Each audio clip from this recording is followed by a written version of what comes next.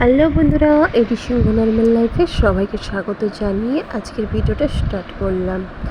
আজকে অনেক দিন পরই একটা লং ভিডিও দিচ্ছি। আর এই ভিডিওটা হয়তো এক সপ্তাহ আগে রেকর্ড করা ছিল, আমার ফোনে দেখলাম, তো আমি আপনাদের সাথে শেয়ার করছি।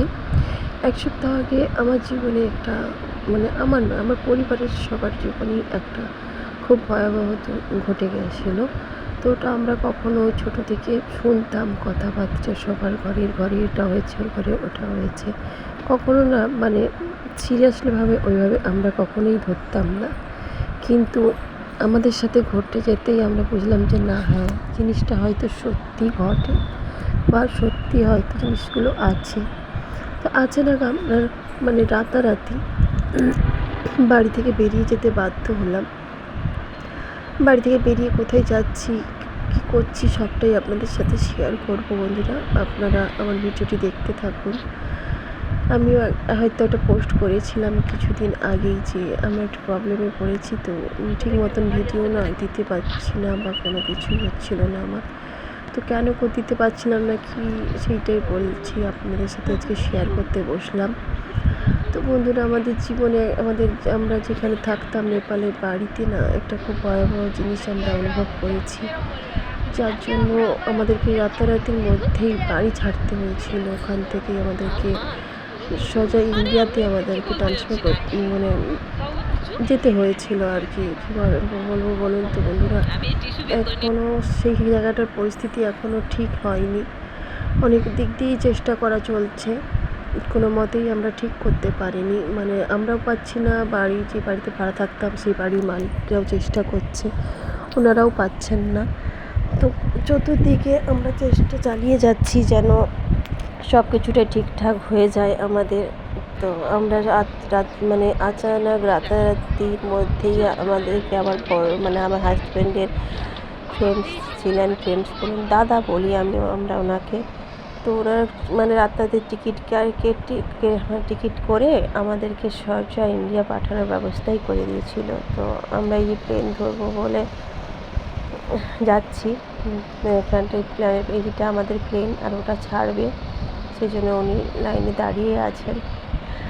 তো এই জিনিসগুলো এতটা শরীর আমাদের সবার ভেঙে গিয়েছিল। আমার সবথেকে আমাদের জীবনে কষ্ট পেয়েছে আমার মেয়ে, এতটাই কষ্ট পেয়েছে না, বলা যাবে না।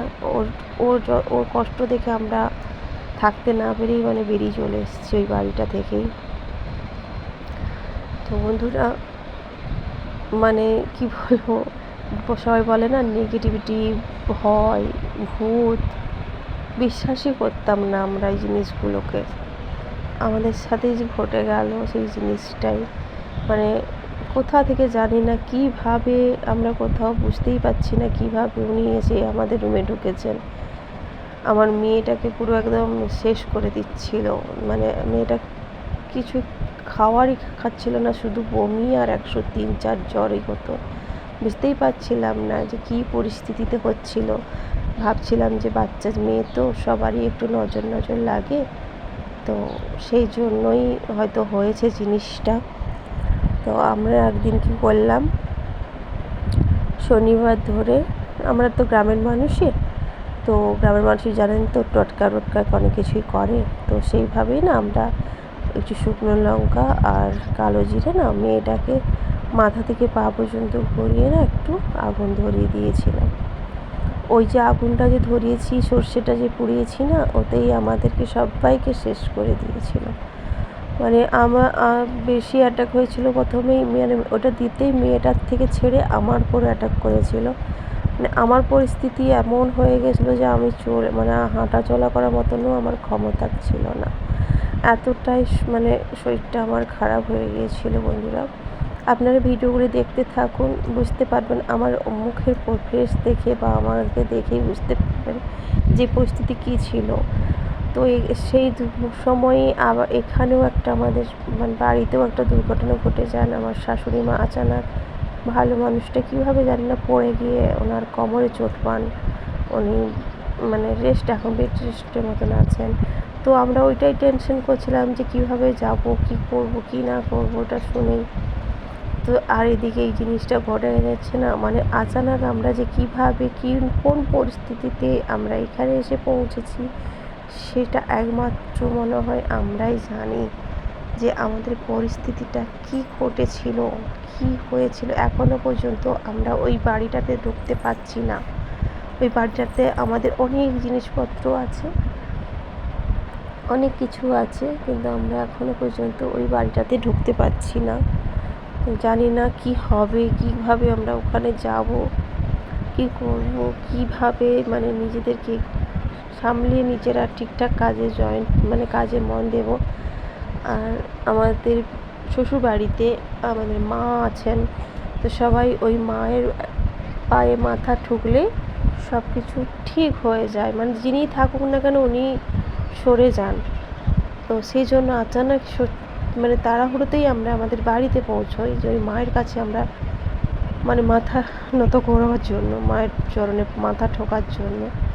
তো ওখান থেকে এসেই আমরা সবাই মায়ের চরণে মাথা ঠুকি, এবং এখন আমাদের শরীরটা হয়তো খুবই ঠিকঠাক হয়ে গেছে, মানে খুবই ভালো হয়ে গেছে, কিন্তু মানে ওখানকার এখনও পরিস্থিতি এখনও ঠিকঠাক থাকে না। দেখুন আমার চোখ মুখের অবস্থাটা একটু মানে খুবই মানে পরিস্থিতি খুবই খারাপ। আমার ছেলে মেয়েদের তো অবস্থা তো খুবই খারাপই হয়ে গিয়েছিল।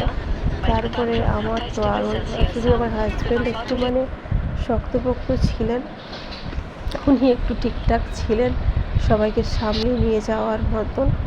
ও মানে বলার নয়, ওনার উপরেও খুব একটা চাপ গেছে। আচানক একটা মানে চাকরি থেকে ছুটি পাওয়াটাও হট করে মানে ছুটি পাওয়া যায় না, আচানক কাউকে কিছু না বলেই ইন্ডিয়াতে চলে আসা, এখান থেকে উনি ওই অফিস ম্যানেজ করা উনি সবার মনে সাহস জুগিয়েছেন। আমাকে তো একদম উনি আমাকে সাহস জুগিয়েছেন যে ঠিক হয়ে যাবে, তুমি চলো, আমার বাড়িতে মা আছেন, তোমাকে ঠিক করে দেবে, তুমি এত ভেঙে পড়ো না, তুমি জানি তোমার শরীরে মানে ওনার জোরেই মানে আমি ইন্ডিয়াতে আসতে পেরেছি আমার ছেলে মেয়েদেরকে নিয়ে। তো মানে এখানে এসেও উনি একটা সেকেন্ড মানে বাড়িতে বসে থাকেননি, অফিসের কাজ করছেন আর সব জায়গায় ছুটে। তো বন্ধুরা আমার এই ভিডিওটা না এতটাই রেকর্ডিং ছিল। তো বন্ধুরা চলুন দেখা হচ্ছে পরের ভিডিওতে। যদি ভিডিওগুলি ভালো লাগে প্লিজ আমাকে সাপোর্ট করে পাশে থাকবেন।